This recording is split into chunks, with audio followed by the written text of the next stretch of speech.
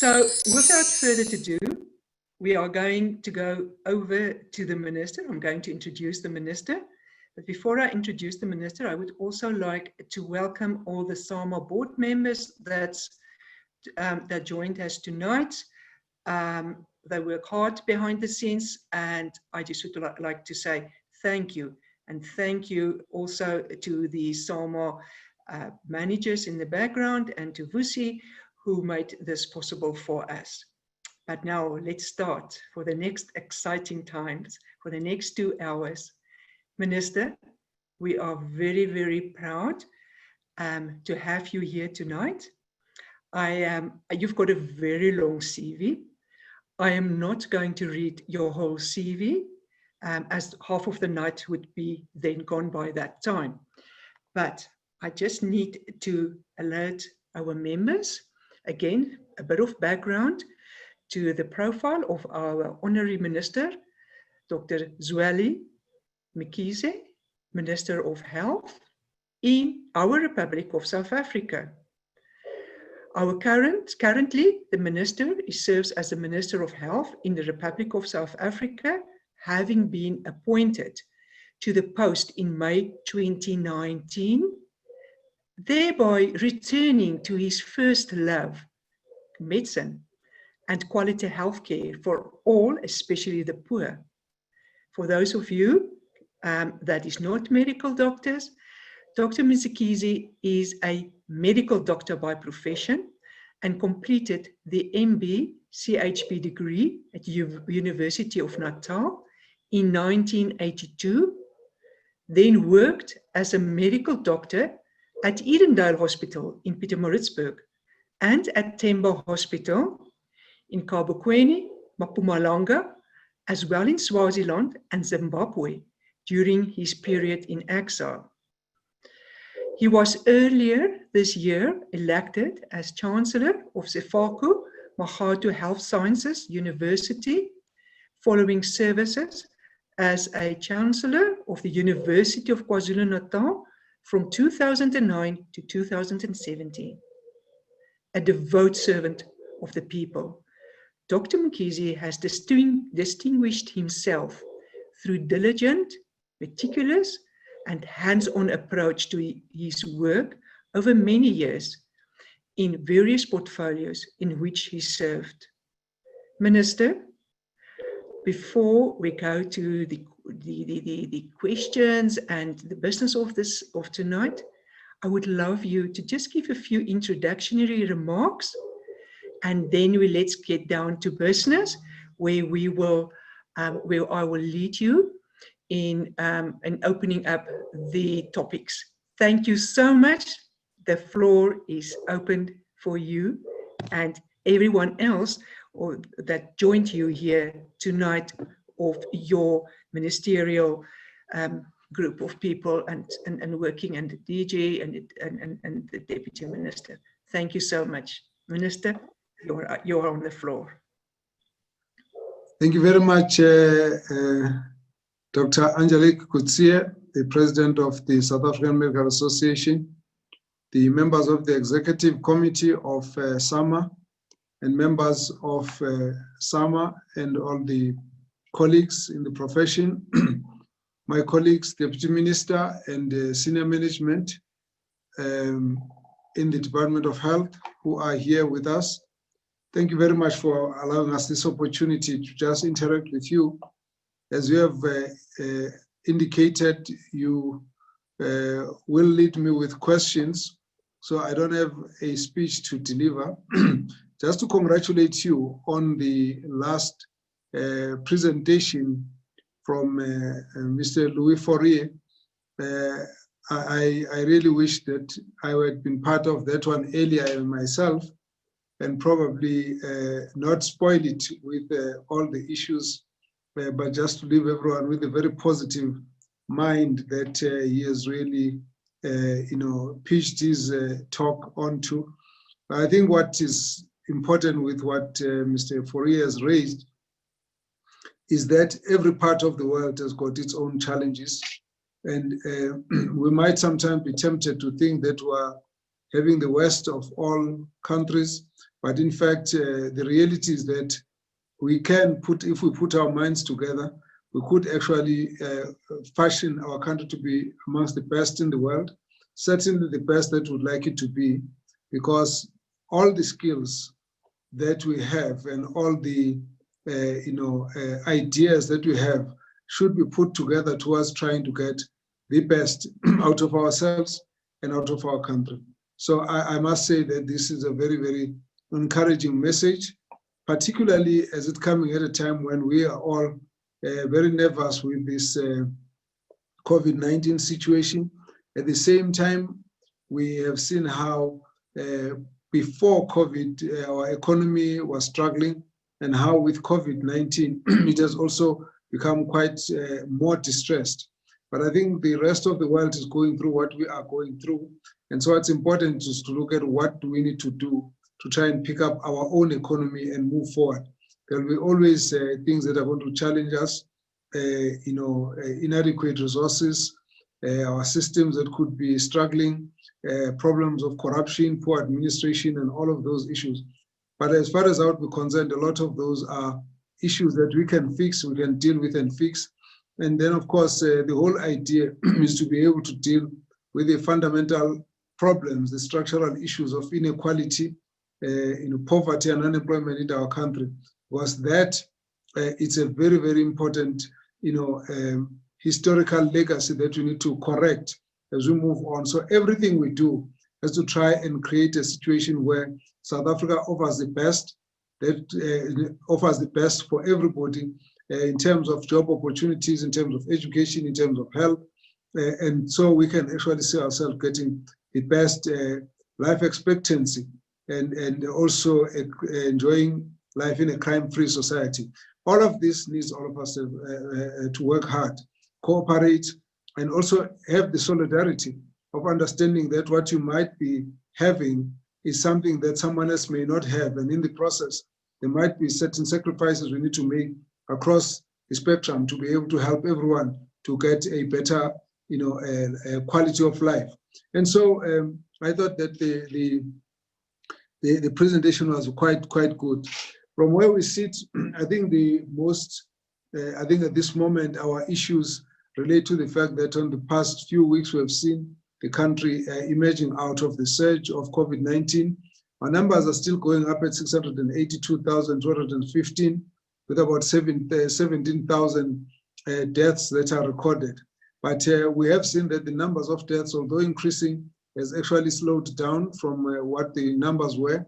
We also have moved from level 2 to level 1 with less of an explosion that than we had actually noticed when we moved from what was called level 4 to level 3 way back in June, where we started seeing all the numbers going up to the couple of hundreds of thousands and making us number 5 in the world.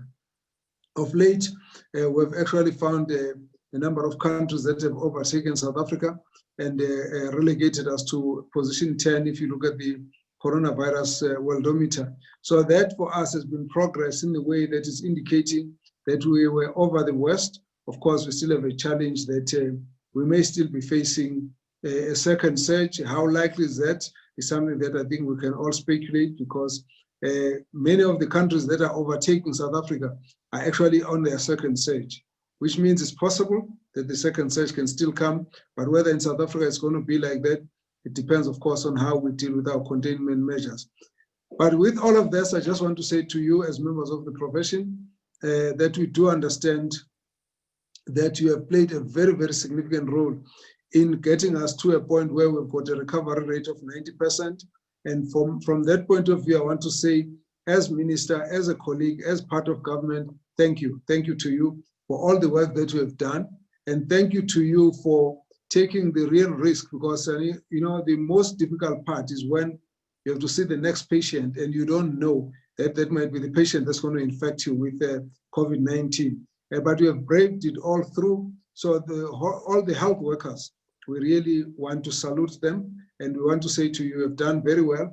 We do have up to this point about 34,000 people, health workers who have been infected, and about 284 or so who have actually passed. But as we all know, that through all of that, we have actually had the majority of all the health workers persevering, patiently going out there to give the service to our people.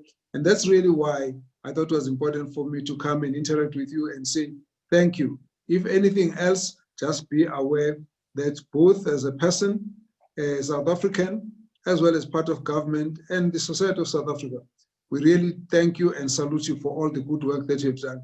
You have saved our country from what could have been a much more decimating, a pandemic. But of course, with all the work that we have done, we have actually seen it through the way that we have. So with that, I want to say thank you. We look forward to a conversation. And in such conversation, I don't believe that I've got all the answers. Some of my colleagues might also answer some of the questions, but some of them, you might be having the same questions that we're also asking ourselves. So it's a conversation. It's not a question that will have all the answers, but I think just to have the opportunity to share with you our ideas, it would be a very good evening from that point of view. Thank you very much, Dr. Coetzee. Over to you. Thank you. Thank you so much, Minister, and thank you for acknowledging the hard work of the doctors and the healthcare personnel and in the background. It is so important, and I know that especially on specialist level, where those specialists who were treating the patients or still treating the patients in ICU, they are really burnt out, and I know it's not an easy time. Minister, let's start this conversation. I know you have already alluded to some of the questions that we're going to ask, but from SAMA's side and some of the members and non-members that ask us some questions, let's start with the COVID-19 currently, as where it is currently. And I know that you mentioned about the pandemic that or the second wave, that you're not sure. But if we look at the stats of the other first world countries, maybe it will come, maybe it won't, but we've got a good chance to have a flare-up again for a second wave.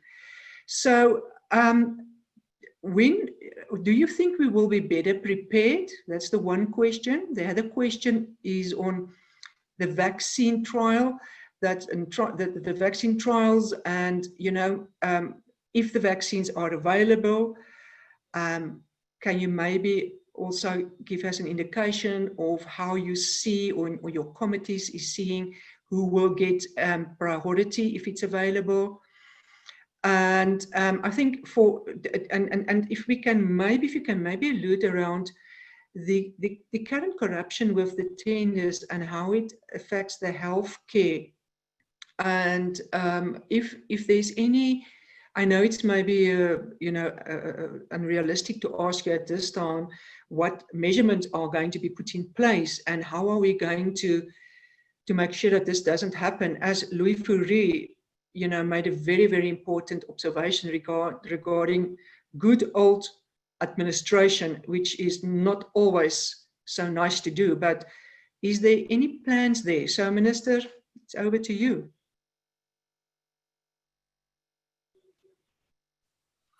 Well, thank you very much. I think that we would not be in a position to speculate about whether we will get the second wave or not. The chances are we will be like other countries. In China had contained this infection, and sooner or later, as soon as they started, other countries started opening up and people started traveling, they started picking it up. Literally, the countries in the West have actually all had it. The one that was very dramatic was the one in the US, where there was a whole wave and everyone was quite worried about it, and then started ebbing. And then suddenly, instead of going completely right down, it started plateauing, and it shot up worse than the earlier wave. And so that's really made us to realize that there isn't a way we can say we have got a reason to believe that we will be spared from a second wave. The conduct of the pandemic is not the same in all the countries. One of the issues that we've been struggling with was what made us get the wave the way it actually did. We had predictions and modeling that showed us much higher numbers, mortality and positive and so on. And we couldn't quite explain why we didn't get to those numbers. But what we have been able to see is that some of the very limited studies have also indicated that what we have as positive cases recorded is less than what numbers could have been exposed on the ground. A study that was done in the Western Cape in the UCT, and part of also another part done in Eastern Cape in Gauteng, showed that there was a much higher level of antibody response to a number of those communities. In the Western Cape, the figure was as high as 37 to 42%. They looked at some of the antenatal care, patients, people had come in really completely for different reasons other than COVID-19. And the same thing was done in the Gauteng, where they picked up the numbers ranging from about 22% for the children at under 5 and about 27% to 30% for those who are older. Of course, that's not an indication of the prevalence of the infection in the whole community. However, it does indicate that there are things we don't understand with the pandemic. But even if the numbers were as liberal as 40% as that study could have shown, which is in any case too high as far as we're concerned, there will still be a risk for the 60% who are not showing any antibodies. So the issue of the second wave, we cannot just rule out. We have then since invited WHO. They've given us a team which we call the Surge Response Team, who came in here we have deployed them in most of the provinces to work with the health system, health services at the district and sub-district level. Part of what we ask them to do is to help us to pick up the surveillance, the monitoring, so that we can we can pick up the change in numbers, any suggestion of a resurgence early on, so that we are in a position to say there's the need for us to focus and interact. I think that the fact that we have gone through COVID-19, quite clearly for me, we wouldn't have been able to be ready for COVID-19 at all.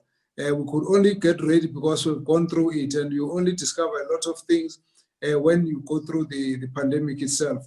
So I think we'll probably do much better than what we have done in the past because everyone really has a sense of what this COVID-19 is all about. I think the level of fear, anxiety will be less. The level of knowledge and understanding of what works will be much higher. The fact that there's a need to quickly shift resources into various areas, we will be able to roll out some of the programs, some of the field hospital beds that we had actually closed down much quicker when we get the indication. I also think that the coordination amongst all of us is going to be much better because most of the doctors here now have had to handle COVID-19 one way or another, and therefore it's no longer coming as something that's so much of a novelty that no one knows how to deal with it. So we have a plan now that's been tabled with us from WHO on how to deal with the second wave. We're going through that discussion at this point, and therefore I would say we are in a much better situation.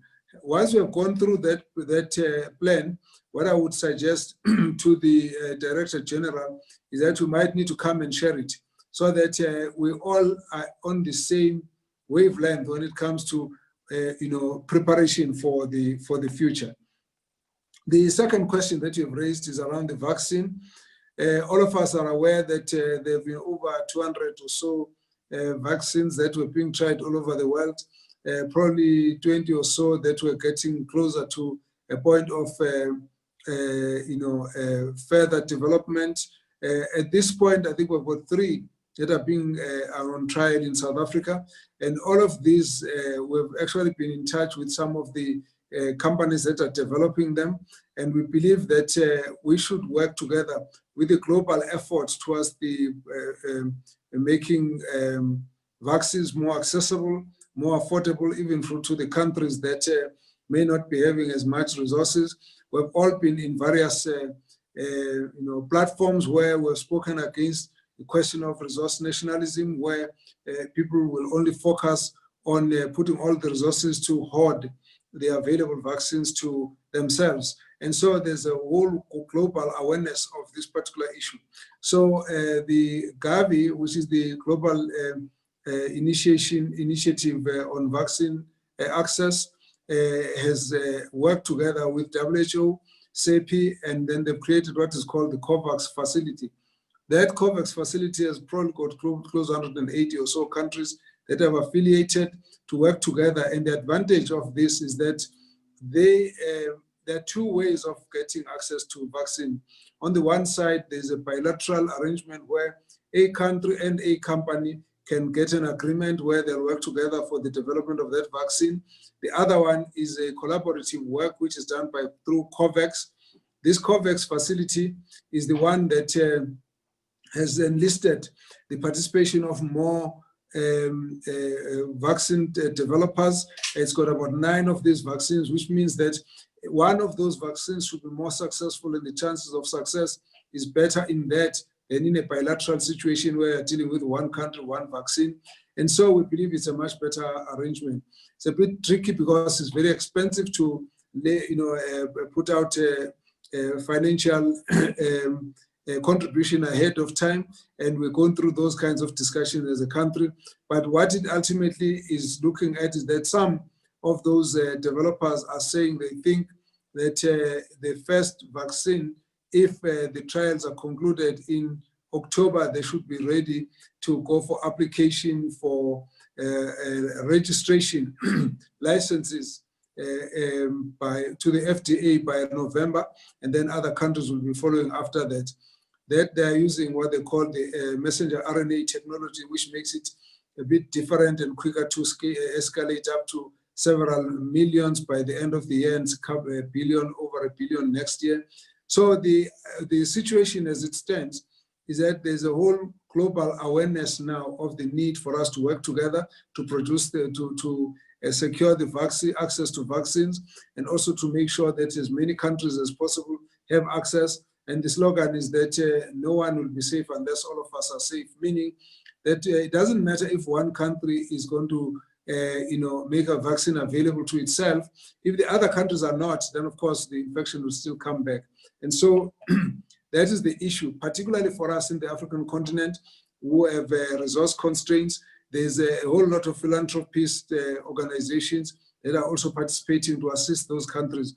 So it looks pretty promising in the sense that when the first vaccines are proven to be successful, we hope to be there so that we are able to participate. And the target is that we should be looking at a minimum of about 20% of the population to create herd immunity. And so that's really the situation insofar as that part is concerned. The last point you raise is a question of corruption. Now, nothing has been as devastating and as embarrassing as in the midst of the COVID-19, you end up with a distraction that comes from incidences and reports of corruption. I think we as South Africans have to all take a stand that when it comes to corruption, we must all fight to uproot corruption. And in this case, the public disapproval of the corruption and the reports thereof is quite appropriate. And I think it's actually assisted for us to focus on saying, at least for the future of our country, this is one thing that we don't need, and that is corruption. We have worked very closely with the the Auditor General of South Africa to look at the risk factors in the whole country to see where things could go wrong. There's a process of auditing that is going on to find out when things haven't really been done properly. We also believe it's important to strengthen our supply chain processes and proper administration, so that even though there was an emergency procurement situation, that people can should actually follow the proper procurement procedures that are appropriate to the the emergency crisis situation. The fact that at the beginning we had shortages and therefore we had huge prices going up, and also our systems of proper quality assurance were not as strong as should have been. All of this are now lessons that we are learning as we move on. We're actually working on a process now of strengthening the quality assurance inside our department, so that even if someone is procuring through a provincial tender, there must have been a proper program of quality assurance right across. That makes it unnecessary that out of desperation, provinces could procure any that is available. So, but I think from now on is another lesson that we have learned. We have to work together and cooperate with the prosecutors, the DPP, the NPA, the Special Investigation Units, police, and all of them to be able to ensure that those cases are uncovered and that there's consequence management associated with corruption, so that as we move into the future, corruption is dealt with. Even if we get to the future, as long as we make sure that there are very strong measures, the check for checks and balances, and quick consequence management and investigation on such cases, will always be able to prevail over corruption. Because corruption will always arise every now and again when the administrative weaknesses are identified. So I believe that we need to strengthen that part as we go on. Thank you very much. Let me hold it at that for now. Thank you. Thank you, Minister. Can I ask you your view? This was one of the questions raised by not only SAPPF, but also SAMA and some of the other organizations out there, including MPS, that during this COVID-19 period, that we asked for a blanket exemption from prosecution of malpractice claims that might be brought against the healthcare workers outside the scope of practice as members of a COVID team, because this is not related to the COVID. And is there any movement on that, Minister, or do we need to set up a small task team to look at this? I'm going to ask that some of my colleagues can respond to this. Although I don't think that we have come to the conclusion on the matter, I think we will need to have an ongoing discussion on it, because it's a matter that was raised quite, I must say, when it was raised, I hadn't been quite aware about how seriously the matter was affecting the profession. And so maybe we could ask Dr. Nicholas Crisp to make a comment. And then, but I think we need to then talk about the future arrangement in terms of how we're going to handle the matter going forward. I'm not sure if he's around, or maybe if not, Dr. Anpan-Pillay. If neither of them are there, then we'll see. But I thought that they would be able to just give us a bit of insight. Dr. Crisp first, if we can find him.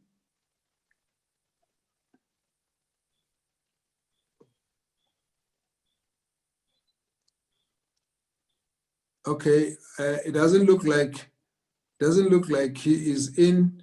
We will probably come back to that issue a bit later.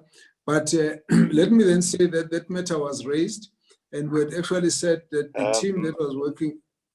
Are you I'm in? here now. Yes, I was here, but I couldn't speak. Thank you, Minister. You couldn't deal with technology. Sorry. The doctor has a bad name.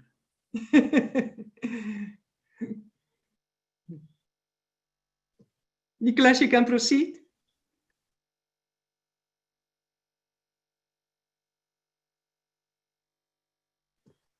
Just give it a moment to connect. Thank you for letting me in again. Okay, am I audible? Yes. Okay, thanks very much. Thank you, Minister. So, yes, the matter was raised with us, and we did take some steps during the early part of the epidemic to raise it with HPCSA, as you will recall. And for those who are members with the MPS, it was raised with the Medical Protection Society. And there were some steps taken by them as well for their members.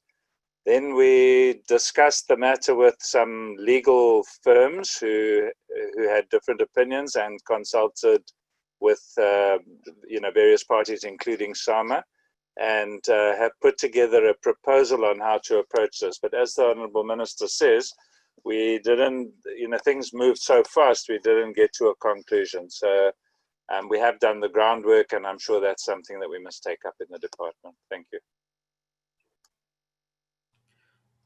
Thank you, Chris. Dr. Nhlapo once again here. The next question, Minister, comes from one of our colleagues, and it relates to the criminalization of doctors. There is a grave concern about the arrest of doctors before the completion of a formal inquest or any interrogation of the facts that would have taken place in a given clinical situation. In March this year, the representative groups sent a letter to the Minister, the HPCSA, Director of Public Prosecutions, and the Minister of Justice. In those letters, we outlined some of the concerns that we had with this particular activity. So we'd like to know if Minister can shed some light with regard as to what is being done to ensure, in the first instance, that due process is followed and that formal inquiries are allowed to run their course to completion before criminal sanction is applied. Related to that, as second part of the question, is that we would like to find out if the HPCSA can, in a timeous manner, be able to fulfill its obligation of protecting the public and at the same time guiding the profession. I'll take this opportunity maybe just to add a matter related to the safety in the work environment. Our colleagues, both doctors and other healthcare workers, are requesting a safe working environment. And this would include the infrastructure. So a point is being made that some of the health facilities are literally falling apart. And in some cases, we've got poor maintenance that is being carried out at the facility level. In relation to security, we have issues with safety in the workplace, as being reported in some of the media coverage in the last few days. So we'd like to find out from the Minister if, or just to understand what is being done to ensure safety in public facilities in particular, and maybe related to that, while we're talking about the optimal working environment, if the Minister could shed some light on the perennial and ongoing, stock out of essential medicine that often happens in a number of healthcare facilities. Thank you.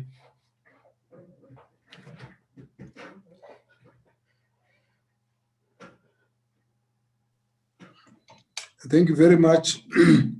Because we've got a number of the colleagues here, if they wish to come in, I'd like them to be able to just indicate. On the question of the stock out of drugs, I'm going to ask that Dr. Anban Pillay could also just comment on that issue. I'll comment on the two issues, the question of safety at work and the question of the arrest of doctors. The issue of the safety at work is a matter of very serious concern, and I think all of us are aware of a number of cases where people have been hurt at work. Now, the real area where we've really had a problem where those who have succumbed from the criminal activity, which is linked to the poor conditions, poor security situation around the hospitals. And this we have seen in a number of areas. So when that arose, there was a very terrible incident in Pelonomi, and then we had another one in Limpopo, in Mangoing Hospital, where there were direct attacks on some of the people there, and particularly one was a lady who had an attempted rape, and she had to fight quite fiercely on that. And the other one was a lady who was discovered after a few days having lost her life. And of course, there have been a number of instances of patients who have attacked the staff, and then also instances of patients who have been followed by people from outside, and then they were actually killed inside the hospital. These have been very, very distressing situations for all of us. And we had meetings where we had to then ask for a strategy to be worked on with the police to try and look at ways of how we can tighten the security. And of course, we've charged our hospital management to deal with some of the basic issues of security, the issues of sorting out the alarms, the controlling of the entrances and the blocking the thoroughfares through the hospitals and those kinds of issues, but also tightening up on the security at the gates to make sure that people who come in can be accounted for, and that if there is anyone who's suspicious, can be dealt with, in time. The discussion has also gone to looking at what can be done together with the police. Some of the strategies that have been discussed have related now to looking at whether, in fact, police could actually work together with the department, with the hospital, and post some reservist police to reinforce. And so those issues have still been under discussion. But we have actually said that there must be a very strong review of the security in various hospitals, so that some of the simple things like the cameras should be working, and the surveillance over the those cameras to look at the movement of people, suspicious movement, and so on. So in some of the areas we've seen that is being done quite adequately. There's still a lot of areas where we think that more needs to be done at that level. We can just say that we do accept the concern of our staff when it comes to that matter, and that we will continue to work with them on that. When it comes to really degraded infrastructure, some of the areas are subject of current reviews and management and refurbishment program. But of course, some of the hospitals are part of the longer term infrastructure upgrade, which has been quite delayed. And in this case, there are instances where hospitals that should have been refurbished over a long time have really not been successfully refurbished. And that's an issue that we continue to work on. In fact, my wish in the whole department was whether in fact it's not possible to look at all the hospitals and do one combined program that will actually help refurbish and create the new hospitals that are needed, replacement hospitals and so on. That's an issue that we are having an ongoing debate with the different departments in government, because it's got a lot of other issues that are associated, and is more hopeful now that there's been a discussion that's relating to how we should reactivate the public-private arrangements, and also looking at build, operate, transfer, those kinds of instances where we have to find alternative ways and not be stuck by the fact that there's inadequate resources.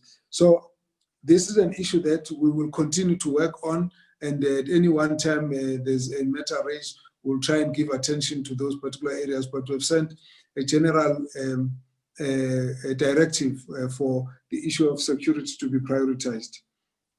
The issue of the doctors being arrested, it must be really a matter of shock with all of us that we've seen the way that the one case was handled, the case that related to Professor Bill and Dr. Munsi, and this was brought to our attention much earlier when they were actually prosecuted, arrested, and then charged and prosecuted. And it becomes very tricky, because then, how does one get involved once there's an involvement of the police, the prosecution, and so on? It's almost like you are now trying to defeat the ends of justice if you want to step in just like that at that level. It made it very difficult to deal with it like that. However, what we then did was to convene a meeting with the Directorate of Public Prosecution and the Minister of Justice to discuss this issue specifically, together with the President of the Health Professions Council of South Africa. And we raised this issue that there is an unusual and anomalous approach that we have noticed, which we really don't believe must be encouraged, because it can create a kind of precedent that would make all the doctors, particularly all the health professionals, particularly doctors, to feel that as they practice their profession, it's becoming more risky and even less professional when they are criminalized. And so we went through this discussion based on the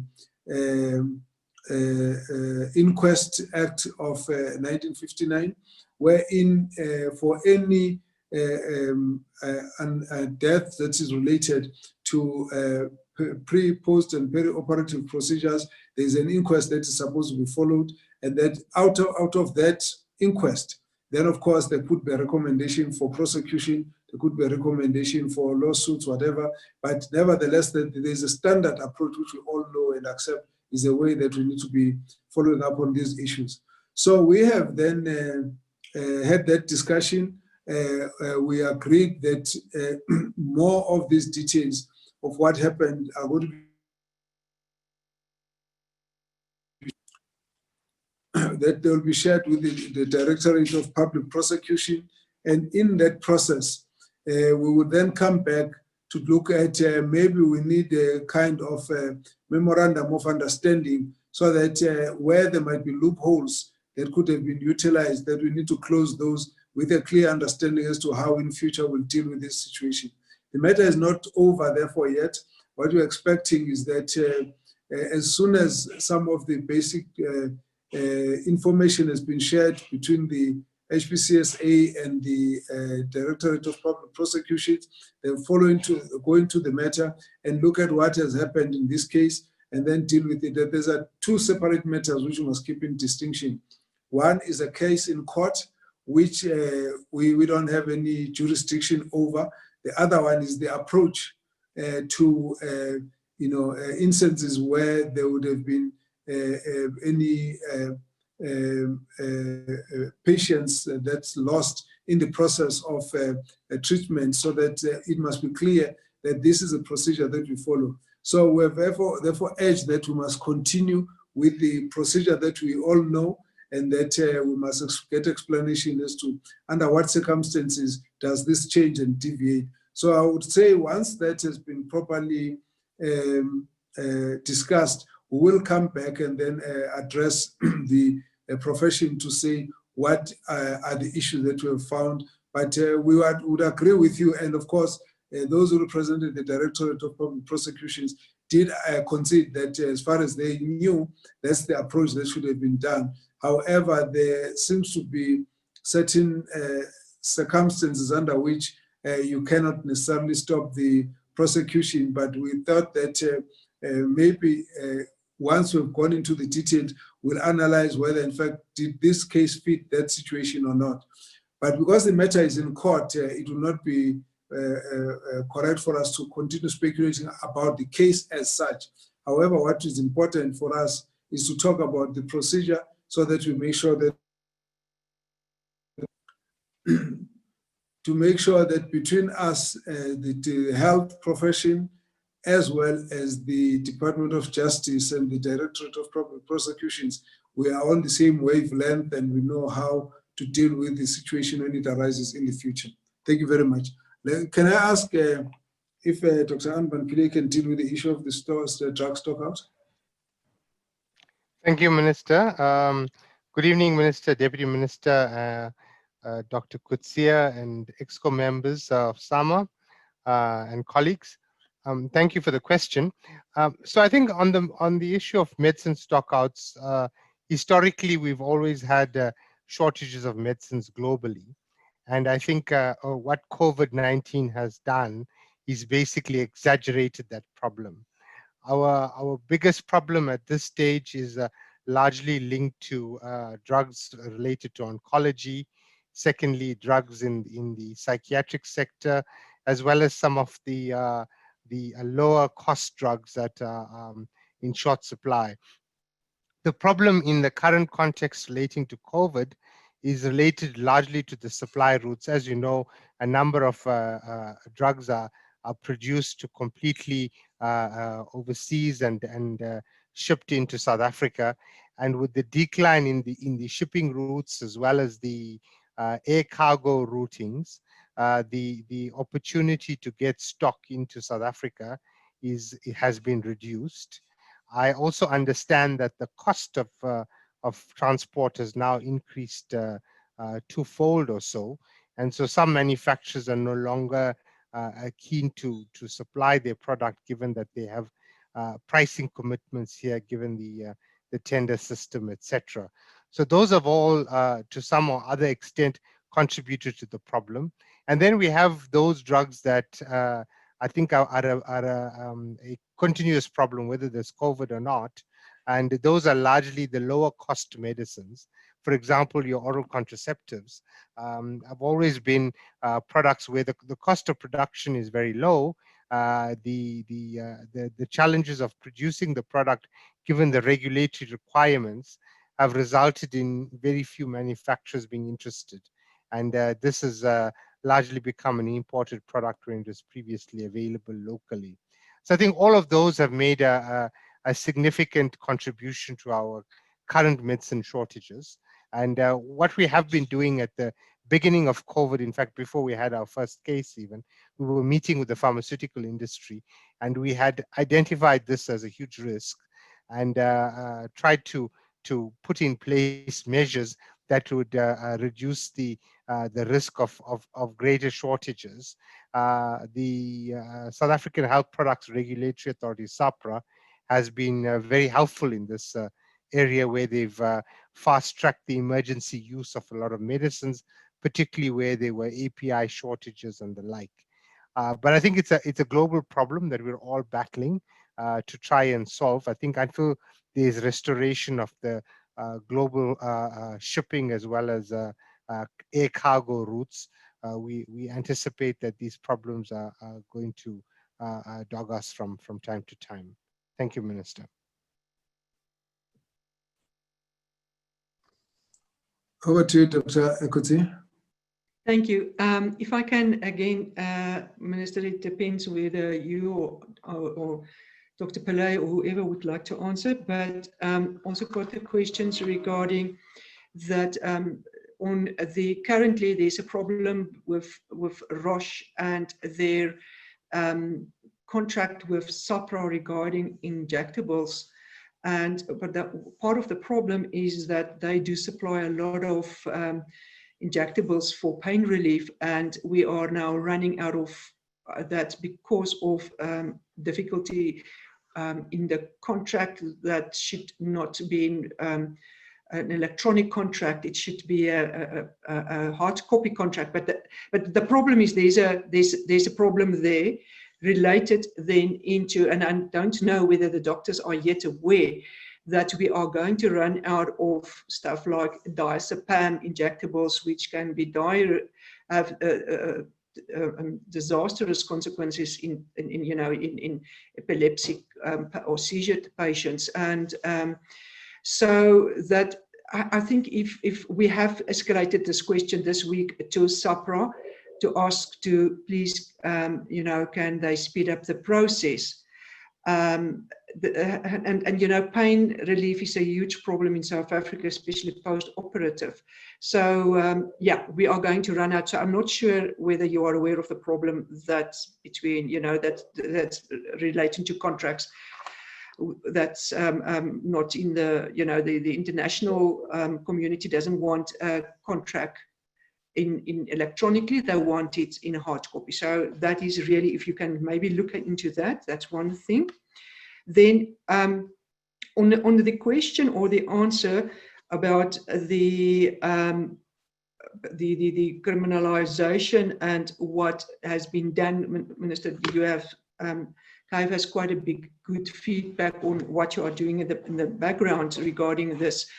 But from SAMA's side, and I think a lot of the other non-SAMA members here would also agree that this is a problem related to the profession. And we would also then would like you to look at a small task team, also from the professional side, because in the end of the day, it is us that is sitting with that, so that we can advise and help and come up with a good way forward. And this is one of the problems that we identify, that with all due respect, the Department of Health and all the other departments and health professionals council that's involved, and everyone tried to help, but then you actually forget that we are still there. It is like the patient sitting in front of you and you speak over the patient to the mother that bring the child in.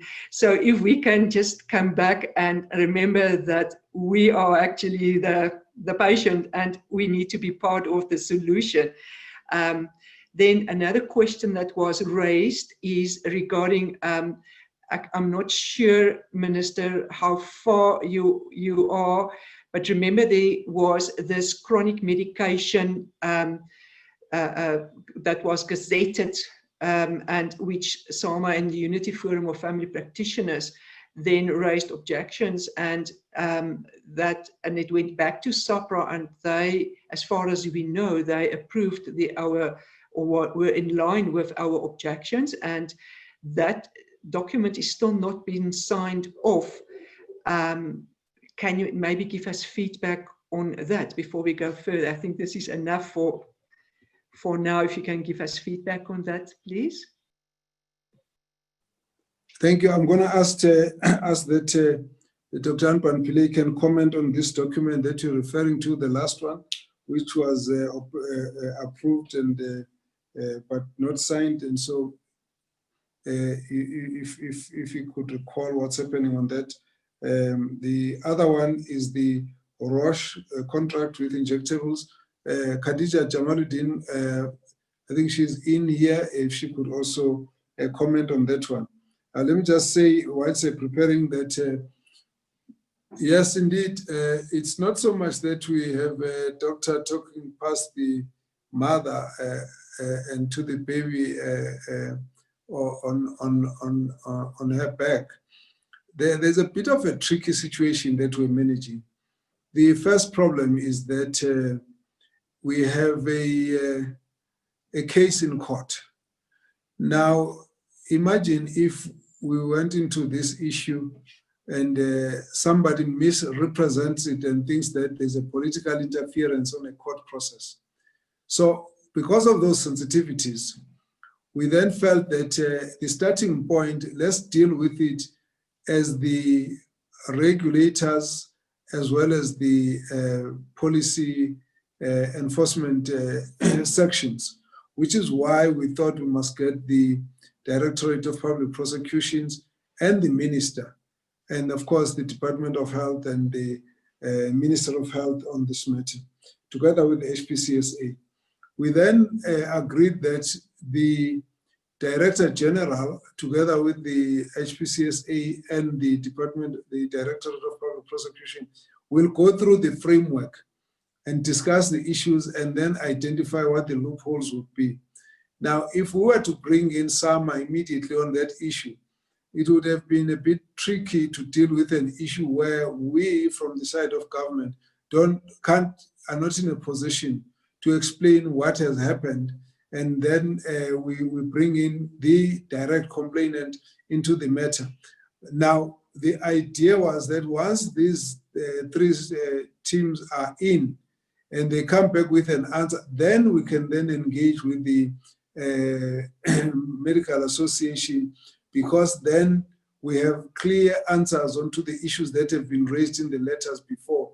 But if we ourselves did not even understand why there were differences in approach, it was not going to be helpful. So rest assured that that time is going to come where we will then have the medical association involved in the discussion. There may well be a need for us to start dealing with the question of a team working together, particularly as we start identifying there might be areas for memorandum of understanding, because it's going to start involving various players, not just the one department that is the police or the Department of Justice or Department of Health or even HPCSA.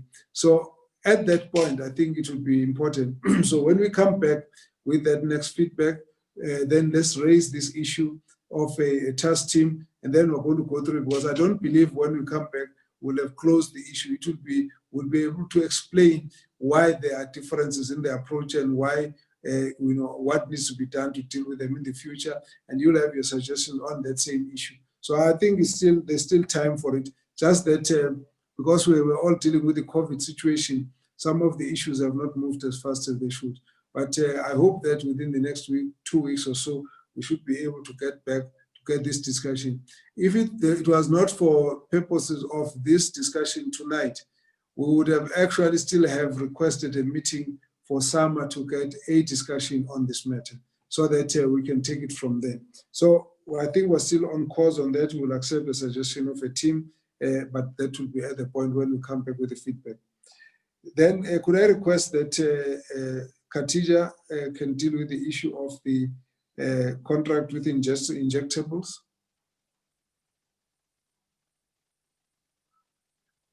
Okay, thank you, Minister.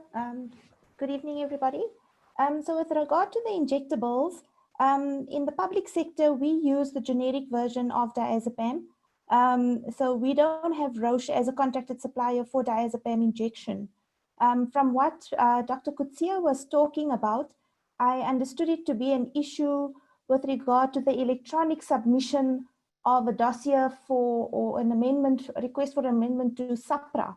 And if Dr. Coetzee can give me the details of that, I can perhaps assist and liaise with SAPRA to find out what the specific issue is and assist with resolving that issue. In the public sector, we, as I said, we have a generic manufacturer as our contracted supplier, and we are not having a stock out at the moment of that particular product. Thank you, Minister, and thank you, Khadija. I just need to also make you aware that we can't find diazepam, the generic, in the private sector. It's out of stock. So maybe we need to buy from the public sector because there is no stock. Minister, yes, just to come back, and Khadija, yes, I will offline communicate with you. What we also would like that it's not only to look at the current case, but also going forward to see how we can negotiate and what measurements can be put in place so that something like that never ever happen again, that there is another way that we can do it on that line.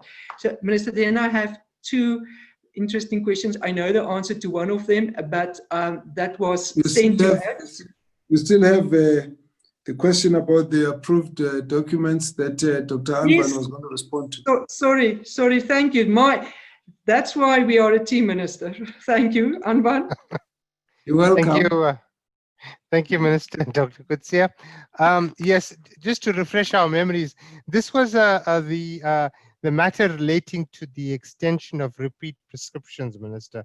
Originally or usually, a prescription has a validity of 6 months, and during COVID, there was a proposal from SAPRA at the time that there should be an extension of the prescription validity up to 12 months.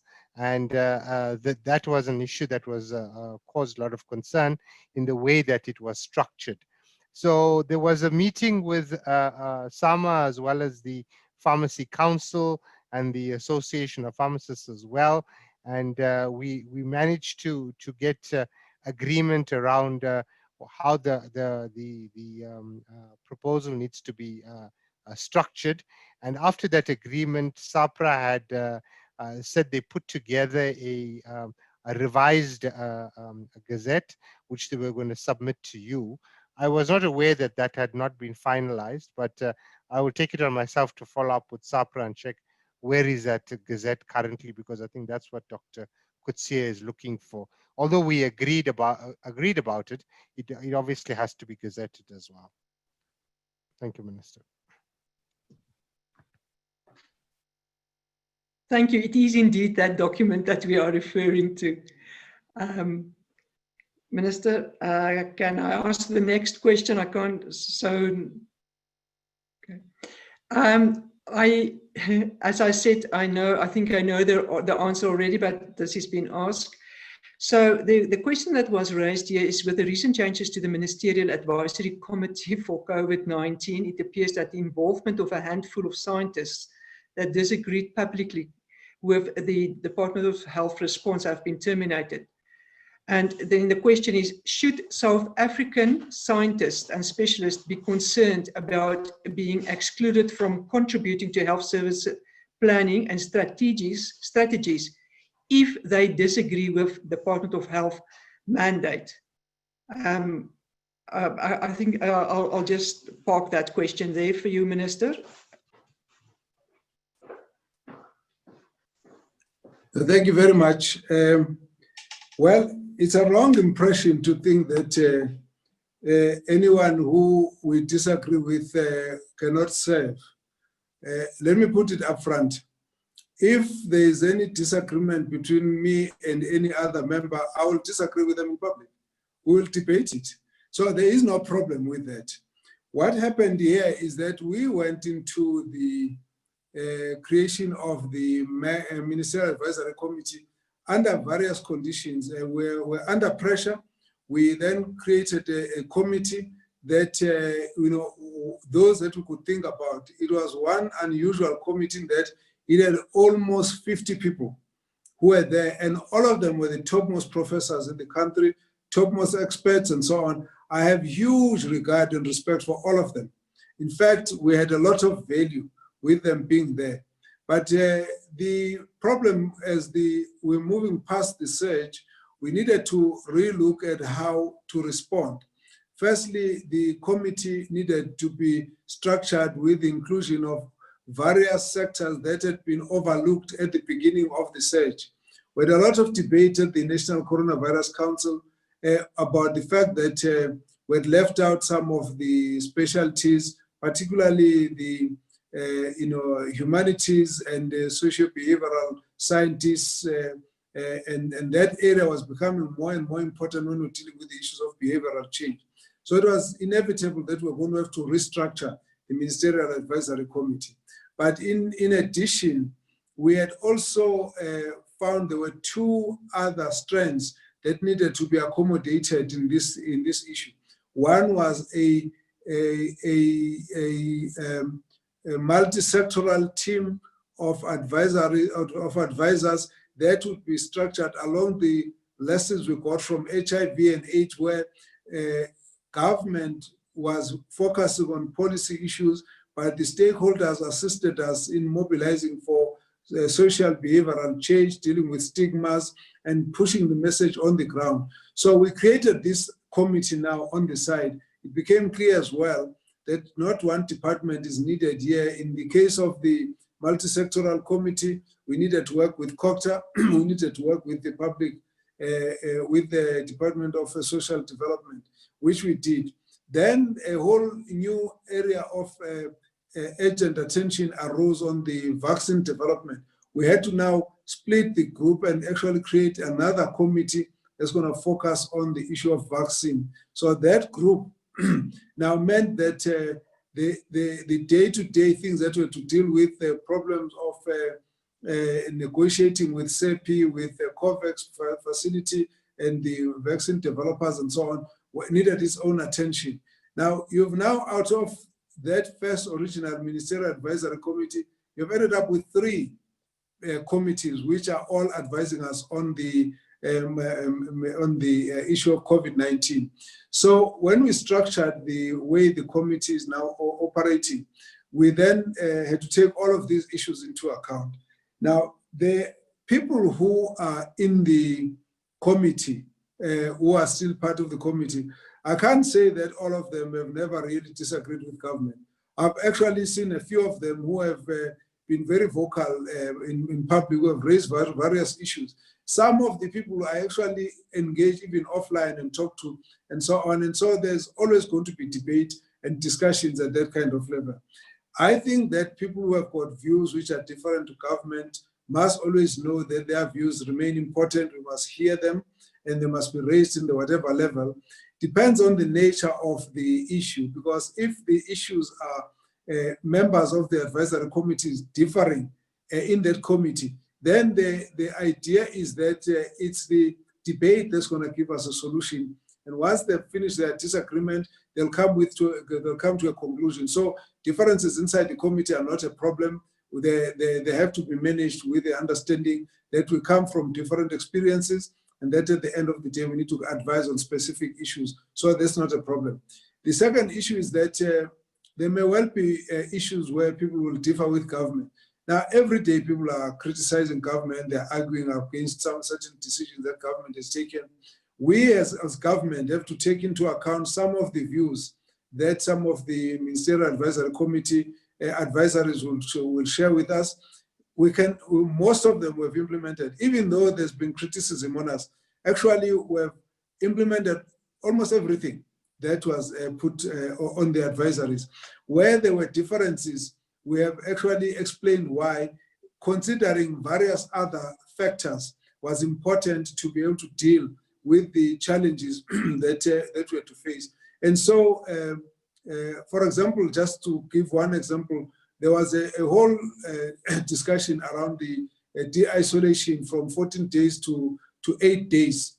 And in the discussion that we had, we ended up having to consult WHO and a few other players. And then we went back to the members of the committee and said, look, we don't understand where you come from, but we think that the discussion that we've had is going to create a bit of a challenge if we can't explain why we have a WHO view, your view, someone else is still at 14 days and all of that. So we need to align all of that. So aligning that is the work that we have to do. So back to the question, anyone who has a view in South Africa must continue to express that view. Where we have criticism, we will explain our position. Where we've got a debate, we'll enter into the debate if we think it's necessary.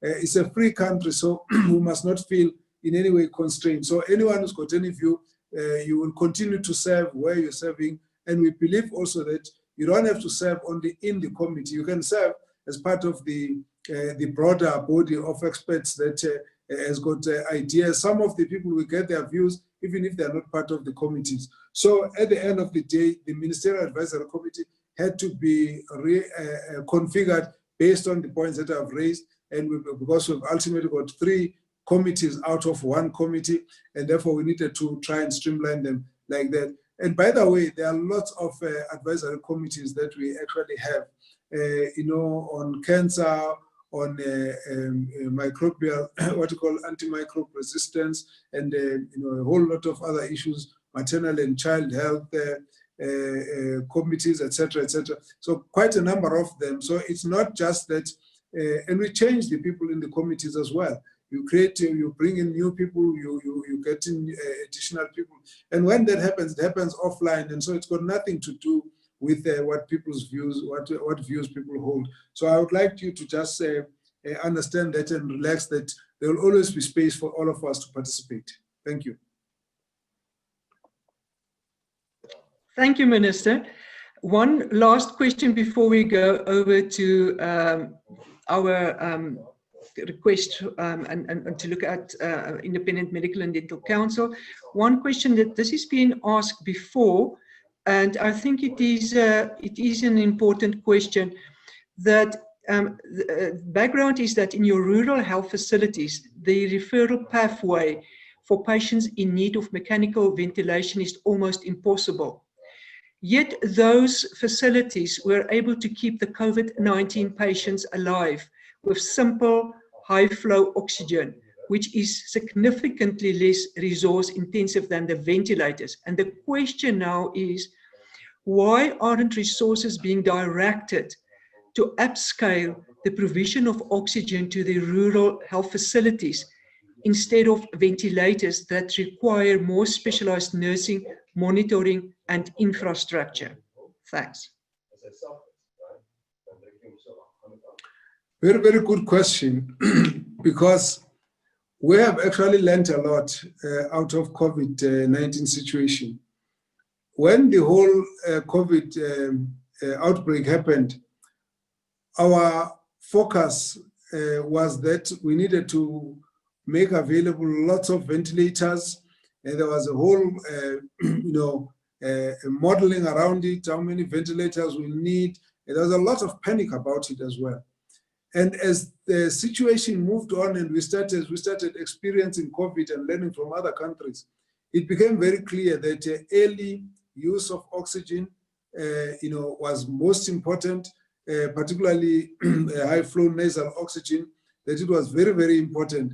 And that in a number of instances, it was better to treat the patient with supportive oxygen therapy before getting them onto a ventilator, that the mortality from ventilators was much higher than the situation when people would have been able to avoid the use of ventilators.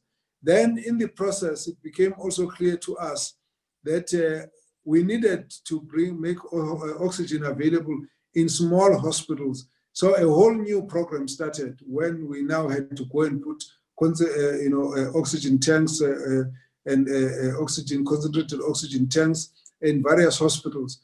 And this was the way we had to go. In fact, it helped us because we started putting additional oxygen points in hospitals that didn't have it before, that didn't have as much of the support. I think the experience that we got from the clinicians has helped us to shift the approach.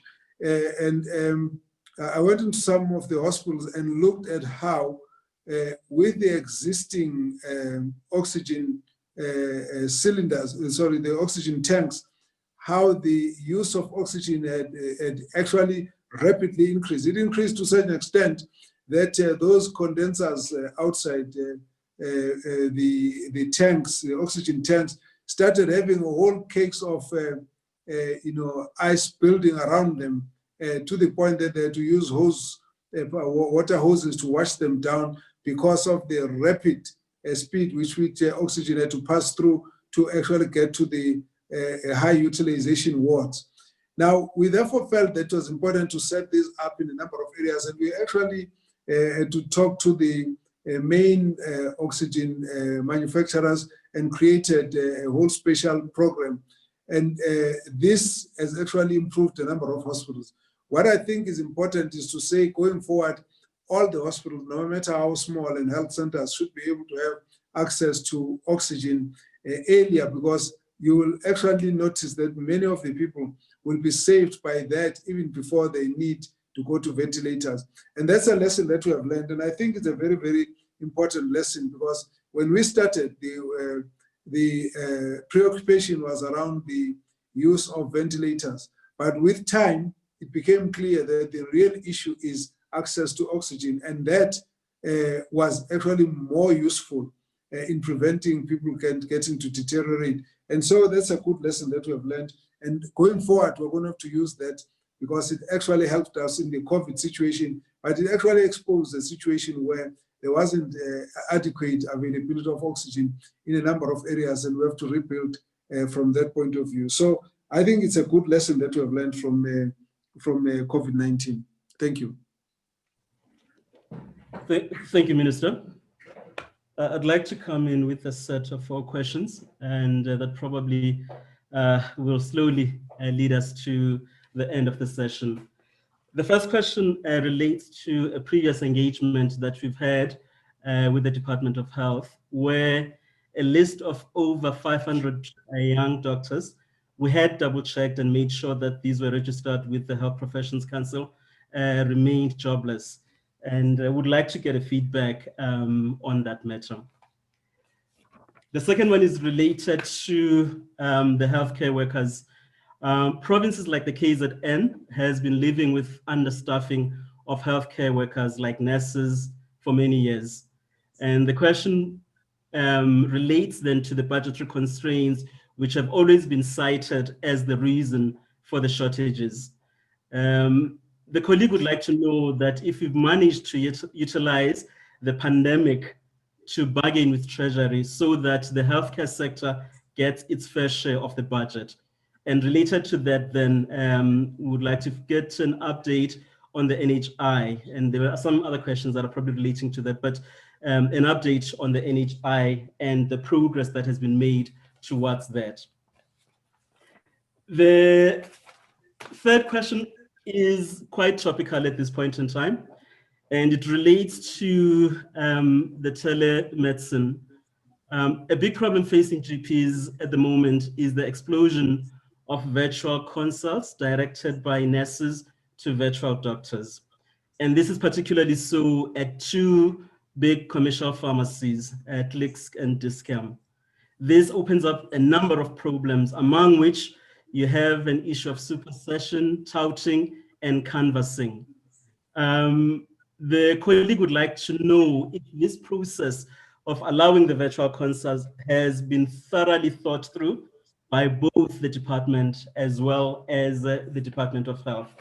The last question then, Minister, would relate to the NHI contracting.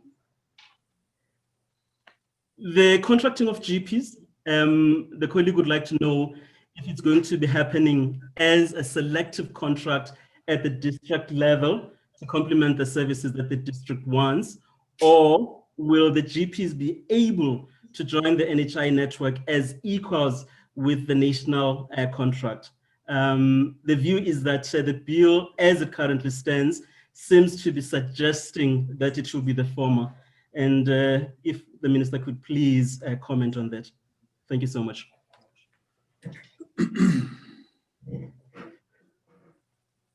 Thank you very much. Let me ask that some of the other colleagues could come in. Dr. Anban Pillay, Dr. Aquina, I thought Dr. Gail Andrews was here, but maybe you've shared some of this with Dr. Andrews. So Dr. Tulara, you might want to comment.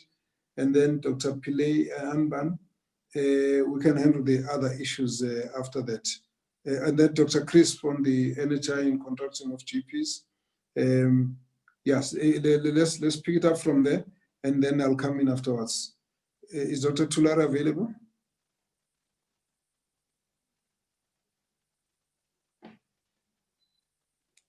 Okay, she's not available. Can we get Dr.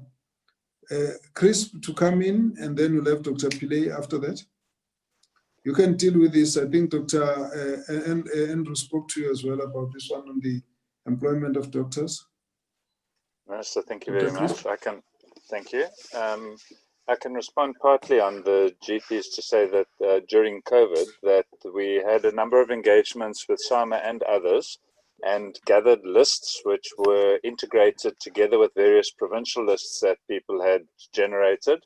And the Human Resources Management Directorate in the Department of Health was trying very hard to join the dots around a number of challenges. Some of the people on those lists are not registered with HPCSA, and there was an engagement with HPCSA to see how many of those could be dealt with. Not all of them was it possible, but for a number of them it was possible. Then as far as employment was concerned, we had a number of interventions where we tried to simplify the explanation of different ways of engaging GPs during COVID. And that had quite a lot of success in the Western Cape, where they did employ people to work on in various COVID facilities. And as far as I know, there are still many of them employed. In other provinces, it's been less successful, and we have had complaints about some of the provinces. So I don't have the exact numbers here, but perhaps Dr. Tulari might know more about that than I do. If I can speak about the NHI GP contracting, I think we've still got some way to go with that. There has been a pilot, as most people are aware, and during the pilot there were contracts that were issued, and some GPs were contracted in the pilot districts, and there was a report written about various success factors. We've had some discussions with SAMA and others in the recent past about that, but the way in which the bill is worded, the intention is to create multidisciplinary teams in the contracting units for primary health care. And the question is, how do we best engage the general practitioners in their private practices? Not necessarily as contracted employees of the state working in clinics or in outpatient departments, but where patients can see the general practitioners in their practices and how we might structure those multidisciplinary practices. So I don't think that there's only one solution to that problem. the solutions are likely to be different from rural to urban areas and even within urban areas. So I think you can look forward to a lot more engagement before we get that far down the NHI road. Perhaps I should leave it there. Thank you, Minister. Could we ask Dr. Anban Pillay if he wants to comment on any of this, particularly the issue on the virtual contract, the virtual consultation? I'll also comment on that a little bit, but let's see if there's any other comments, then I'll come back into that. Dr. Pillay, Anban Pillay. Thank you, Minister. I see Dr. Tulare has also joined us now. On the virtual consultation, there is no formal approval that comes from the department on it. My understanding is that HPCSA had been engaged on the matter, and this is, and I think the Nursing Council as well, from what I understand, and that's how the approval was granted. My understanding is it was also granted on a pilot basis, and they had to demonstrate proof of concept, etc. So I'm not sure if that has been completed and whether there's now an approval for a nationwide rollout on it. I do know during COVID there was an argument that it may be the most appropriate approach, but beyond that I'm not sure. Maybe Dr. Tulare would be able to assist the Minister. Okay, if there's any comment from Dr. Tulare, that's fine. Otherwise, I'll take the next. Dr. Tulare, thank you, Minister. My apologies. Technology was stumping me. Firstly, maybe let me just add to what Dr. Crisp has said about the employment of doctors. That in discussions with Dr. Gail Andrews, what she indicates is that during the era of COVID, we employed around 13,000 healthcare workers, and these included nurses and medical doctors. But at this stage, we are still working on breaking down, especially because most of the doctors were employed by provinces, and we are just cleaning our database, and we can come back to SAMA to indicate where we are with the 500 names that they had provided. So it's something that we can come back to, Minister. And then I just wanted to also add on to what Dr. Nicholas Crisp had said about the employment of GPs or contracting of GPs, that in addition to the issue of multidisciplinary teams, what is also of critical importance is to ensure that we comply with standards that have been set out. And this would work through what the Office of Health Standards has proposed around the standards that must be maintained in GP practices, as well as also to make sure that the processes of performance requirements, whether it's in terms of submitting information, using the appropriate IT platforms, and also in terms of agreeing on a pricing structure that is going to be used, have to be clarified before we go full speed into the contracts. Because from our experiences previously, especially if you look at the issue of pilots, we still have to do a lot of work on GP contracts to make sure that it's something that we can all agree on. On virtual consultations, Dr. Pillay has responded and to indicate that when HPCSA initially agreed and approved the policy of virtual consultations, we had said that this is a question of emergency, but we understand that in terms of how technology is moving, the issue of telemedicine and virtual consultations will take place. But we have to look at a lot of ethical issues and making sure that virtual consultations do not become the norm, especially if you have not seen the patient previously. That relationship has to first be established before we revert to a situation of virtual consultations.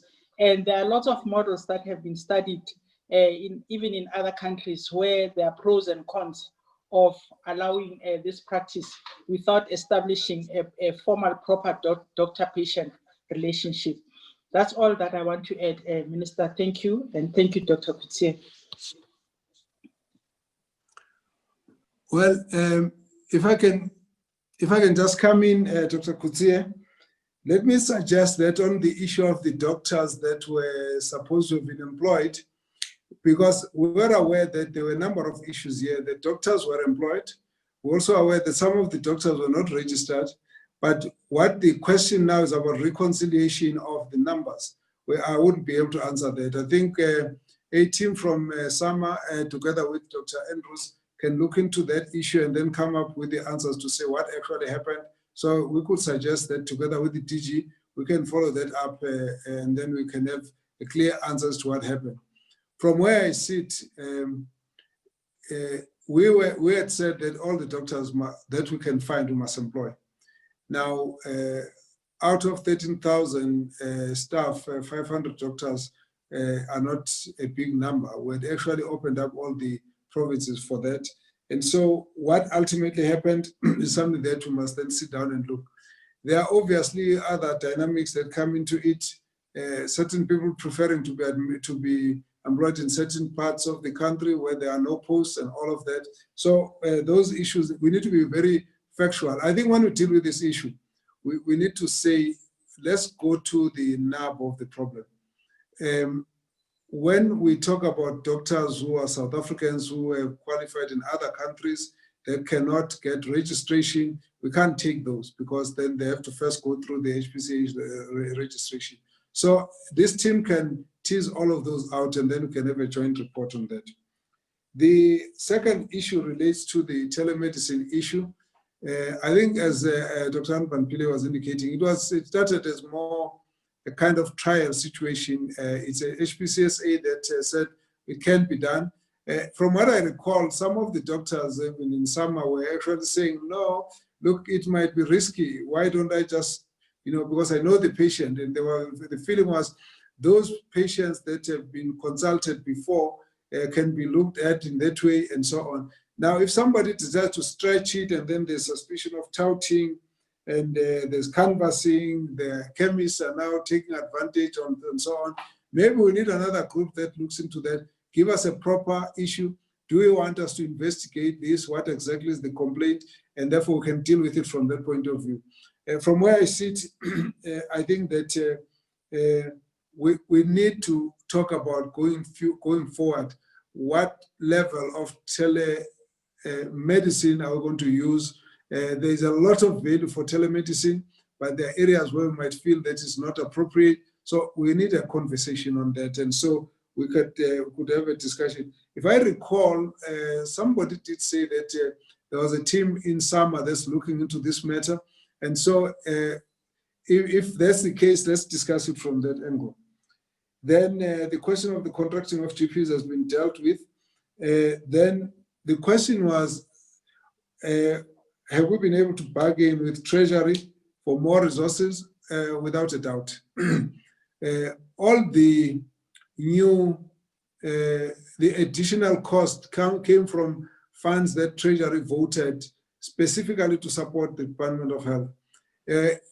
People may not be aware how the Minister and the Director General of Treasury have actually sat down and worked throughout all our projections and estimations to give us all the support that we needed.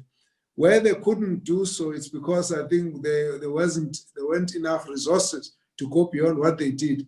But the Minister of Finance even had a kind of expression that basically said, if it's COVID and if it's health department, we'll find the money. That's been the approach. So I think it's been very, very helpful.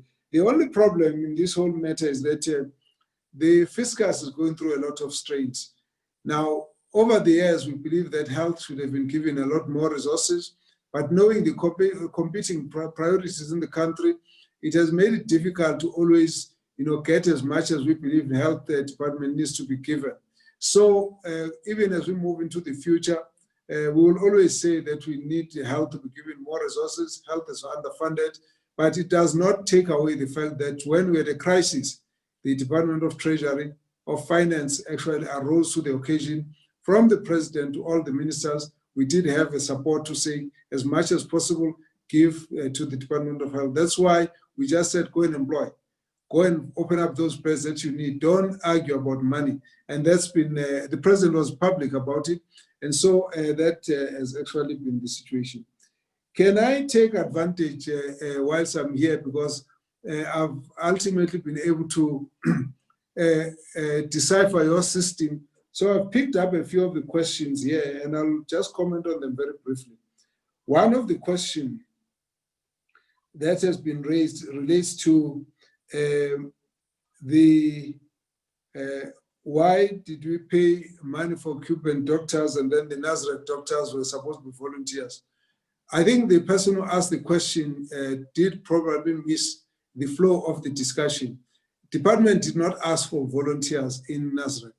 It was the doctors who, out of their own initiative, called for volunteers. Then we were in contact with them, we discussed with them, and I recall because Dr. Tom Boyle, who had actually been in the forefront of this, we had a lot of discussions about it, and I ultimately said to them, if you find a doctor that is available and is properly registered, send them over to the Gauteng HR department for a proper employment, so that there's no one who can be actually put in there as a volunteer.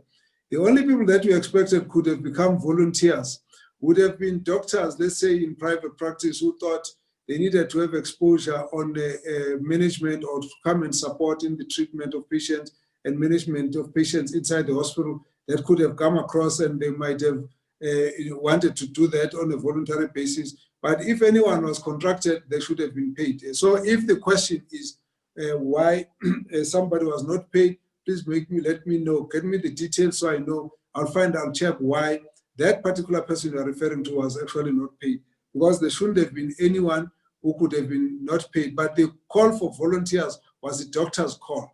We stepped up and actually got to work with them. And there was a lot more they did. They actually went and called for support to get money to buy oxygen tanks. And I actually said to Dr.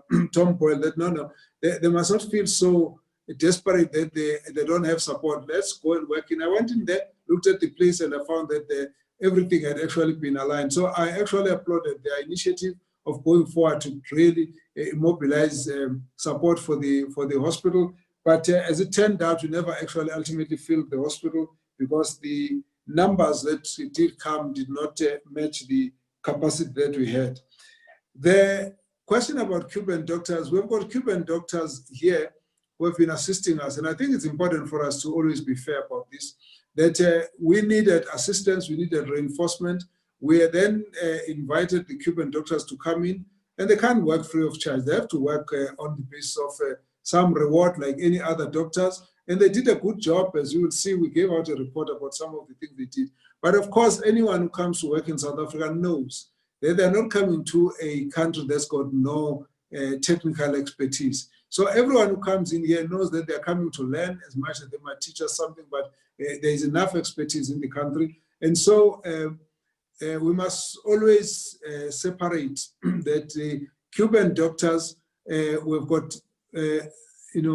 almost 3,500 or so who have gone through the Cuban training. It's a very well accredited training program, so there's nothing wrong with the Cuban. But sometimes, because we've got political views about Cuba, sometimes that overlaps in this whole issue. I wouldn't like to be dragged onto that one, but just to say that the Cuban doctors would be paid, the South African doctors would be employed, and they would be paid. So everyone who assisted us, who was part of this whole thing, would be paid. And that's why I said, let's go and check how many were ultimately employed on the 500 that was offered by the South African Medical Association.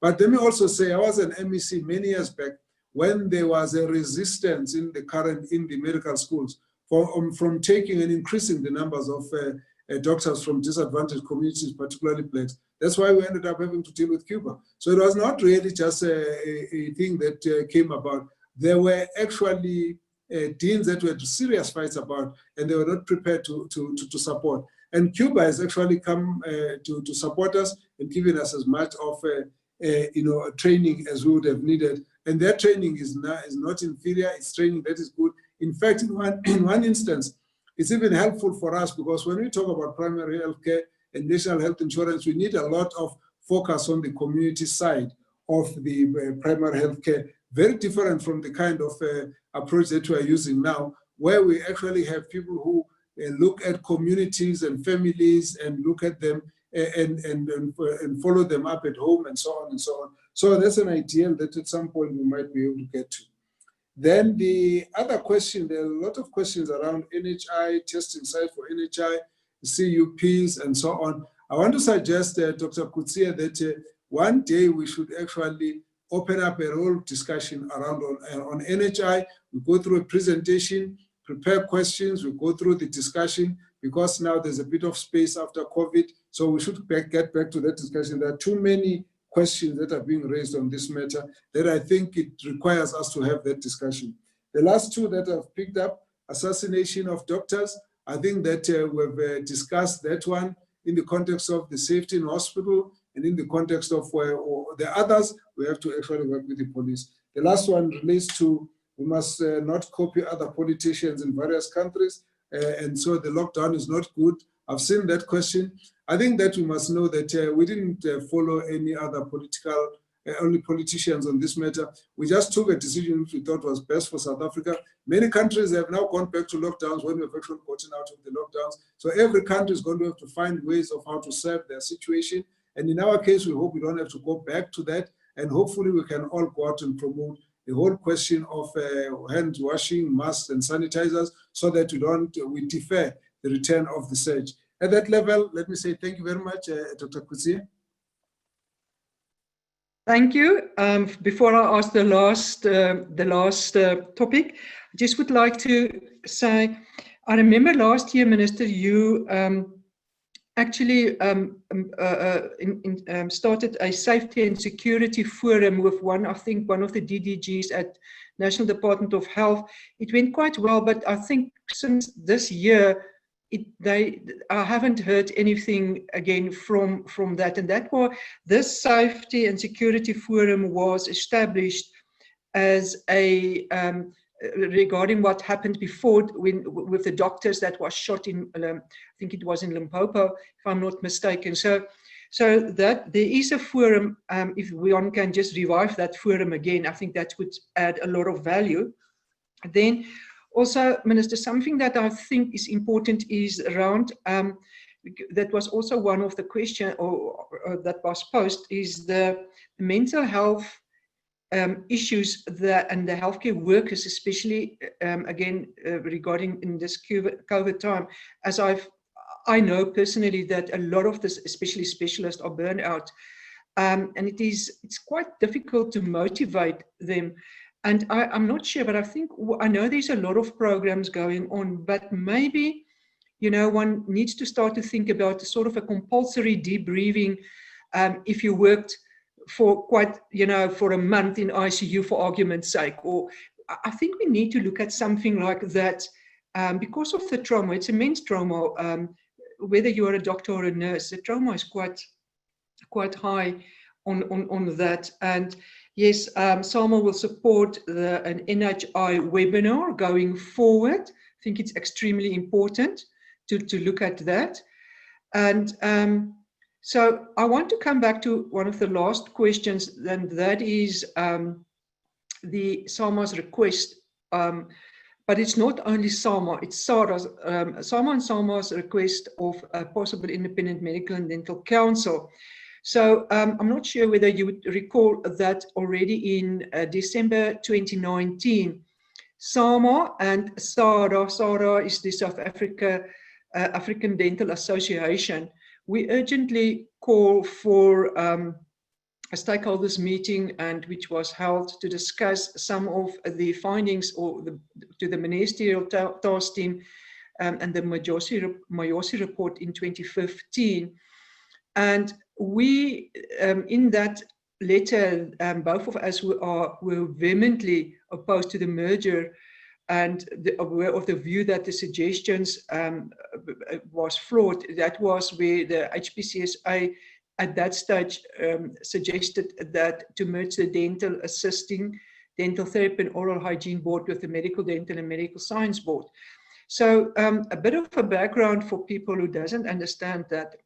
where we're coming from is the position of both SAMA and SARA is rooted in the 5th recommendation of the report of the medical task team, which was then chaired by Prof. Bongani Mayosi, which investigated allegations of administrative irregularities, mismanagement and poor governance of the HPCSA. And it also, this report highlighted the failure and dysfunction of the body, which in turn has resulted in the organization failing to deliver effectively and efficiently on its primary objectives and fundings in terms of the Act.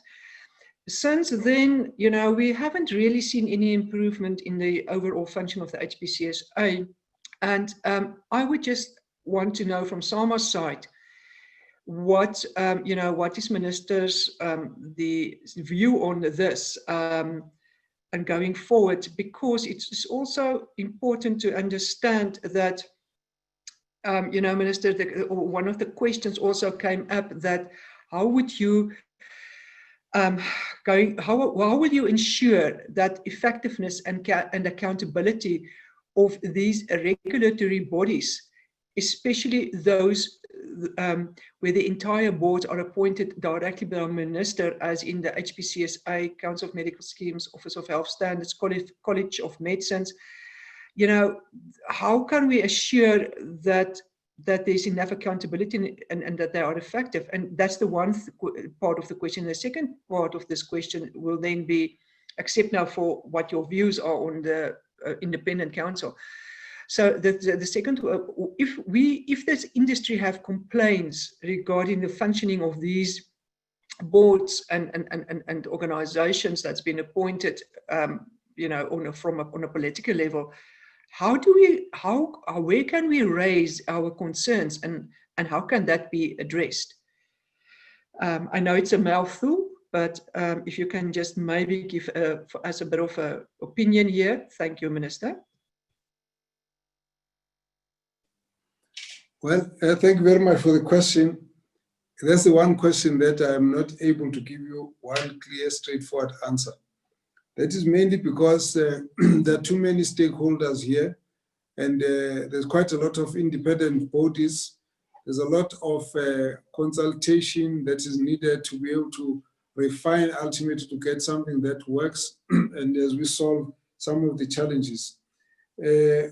I would still suggest that on this one, because we have not concluded on the finalizing on some of the, firstly, the recommendation of the Mayosi Commission, as well as some of the issues that are being raised by the HPCSA as part of what needs to be done to restructure the councils, that we penned this one over and have another process of discussion and consultation on it.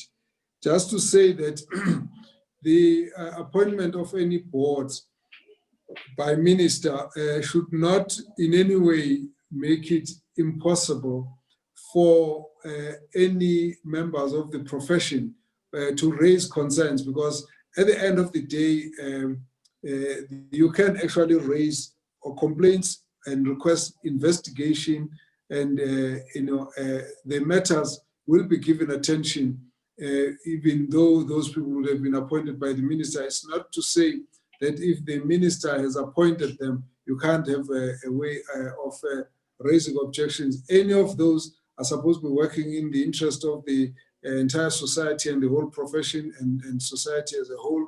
And therefore, even a single individual can raise an objection or a complaint, and that will be investigated irrespective as to who it is directed against. So from that point of view, I think that there should not be a sense of uneasiness about it.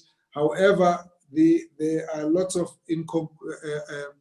incomplete issues in the implementation of the Mayosi Commission, in the issues of restructuring that you're referring to, concerns of SARA, and so on. All of those are not concluded yet. So these are issues where we need to continue engaging until we get to the finality thereof. A lot of them would probably by now have been concluded, but because of the COVID situation, we've just put a lot of those issues on the side. In a number of instances, we've had to extend some of the bodies a little bit because we needed to get enough time to apply our minds on those particular changes that are needed. So we'll have to get a bit more discussion on that, further engagement as well with SAMA, and then we'll get the matters concluded at some point, but they're not ready yet. Then you raise the issue around trauma, mental health and trauma. Oh, that's a real issue. It's a big, big issue. I've noticed somebody had raised it here, the post-traumatic distress disorder on a number of people. It's a reality that we've had to face, and we have only to be conscious of the fact that this calls for additional resources on the mental health side, but it obviously is one of those where we need to open up and look at beyond just the mental health sections of our department, but also look at the multi-stakeholder roles in helping us to do socio-cultural counseling that's associated with the trauma that we've gone through. COVID-19 has just exposed all of that. Not only was the issue of the fear of one person or one professional that they could get infected, but the fear of infecting your own family has been a huge issue. The fear of getting infected as a result of shortages of PPEs, poor understanding of the risks in the various areas, it's really been a big problem. So again, here where we've got suggestions, we need to look at what suggestions there are. But from the point of view of the Department of Health, we are aware that there's a huge need for us to focus on the mental health, not only because of this COVID, but you see, if you go into the community and look at the gender-based violence and crime that is all there, all of these are actually conniving to worsen the challenges of our mental health, and it's still partly even a carryover of our violence-torn society over many years. So it is actually a big challenge that we have to find ways of how to resolve, but it's a long haul that we have to understand. Mental health is one of the biggest of our causes of morbidity that we have to carry with us as we move on. So again, on this one, we agree with you, and we just will continue to take suggestions from what your experience has shown. Thank you very much. Thank you, Minister. Before we are asking Dr. Mzukwa to end this meeting, I just would like to have just a brief summary. I agree that we need to have an NHI webinar where we again highlighted some of the problems and some of the positiveness, the positive things that can come from that, and some of the negatives, so that we are all on the same page. I also understand, that the act is not in place yet, so this is just thinking and role playing about how one can go ahead, because universal health coverage is extremely important in South Africa. Then I think we need to sit with National Department of Health and look at a policy type of thing around mental health and people, trying to identify what type of people just need to have a debriefing session, or what can we do in some, in people experiencing high PTSD, especially in relationship to their work. Then on the telemedicines, we have under the Unity Forum already decided that we will have to have a roundtable discussion. And one of the things that is extremely important is that we need to take cognizance of the lessons that we have learned this last 6 months in the COVID, and the way that especially the big corporates jumped onto this bandwagon. It should be practitioner-led and driven, and we should actually be the ones saying how we see and where's the value of telemedicine, and not the big corporates out there. That's one of the lessons that we have learned. Then also understand that you will engage with some and the organized associations regarding the decriminalization or the criminalization, how we can work together, not specifically on this specific case that we are all aware of, but going into future, we also understand regarding that you cannot give a final verdict on the independent counsel, but you are aware of SAMA's viewpoint there. And then also we will liaise with Khadija, and we will also liaise with Nicholas Crisp again. And we would also then please ask that we are more involved in matters directly affecting the profession. I know we're not all academics and we're not all profs, but I can promise you we've got a lot of experience in the coalface, and we would love to give our input. And you know, and it's fine to differ, and it's fine to not always sing the same song. Actually, that learns as other songs if we have more than one song to sing at the end of the day. And then again, thank you so much to everyone here tonight. And with this few words, Minister, I'm going to hand over to Dr. Mkhize Mzukwa, my vice chair and my trusted friend. And thank you so much again for your willingness. I know it's a long day and it's a long night. Thank you so much. Bye-bye. Thank you. Thank you so much, Dr. Angelique Coetzee, for such wonderful words. Let me first thank Honorable Minister of Health, Dr. Zweli Mkhize, for his time, his insightful presentation, and the manner in which he interacted with us as the profession. We're truly proud to have you in the leadership of the Department of Health. And we are also would like to assure you that we are behind you in the quest to further the health of all South Africans. Secondly, to your team as well, we would like to acknowledge the administrative team there, led by the DG and all the colleagues up there. We thank you so much for your time.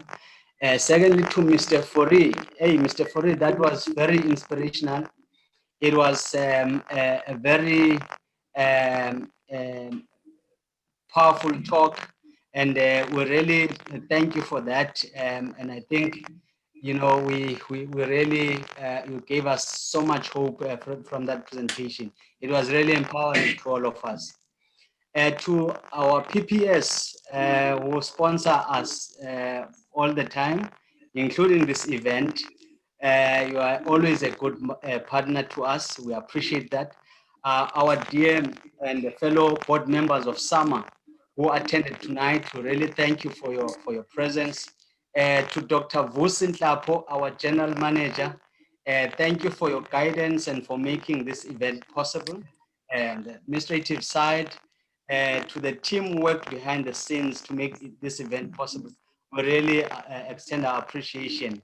And also to our colleagues who took their time and attended this presentation and this engagement. We truly appreciate that, and we hope to see you in the next engagement, as there is a possibility for that, as alluded to by our chair and the minister. We really appreciate that. And we wish you all the best. And take it from us that we truly appreciate this. With those words, I would like to say good night and very good night and a very good sleep. Thank you so much for that.